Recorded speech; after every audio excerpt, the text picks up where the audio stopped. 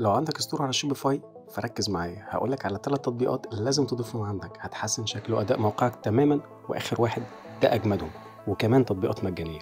ركز معايا. أول تطبيق وهو ترانزليت أند أدابت، وده تطبيق مجاني من شوبيفاي بيخليك تترجم موقعك لأي لغة أنت شغال بيها حسب الماركت بتاعك.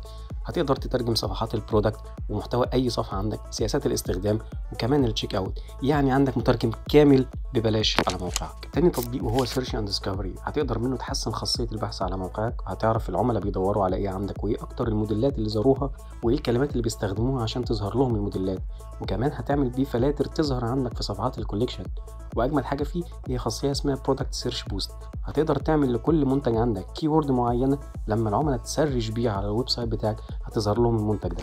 تالت تطبيق وهو شوبيفاي فلو، هتقدر تعمل بيه اوتوميشن كامل للتاسكات اللي بتحتاج تعملها بشكل يومي على الموقع، او تعمل بيه فلو كامل انك تضيف عملاء مثلا بكونديشن معين لسيجمنتيشن، او تضيف تاجز معينه في الاوردرات، وغيرها كتير من التاسكات اللي بتاخد منك وقت تقدر تعملها بشكل يومي من خلال الشوبيفاي فلو.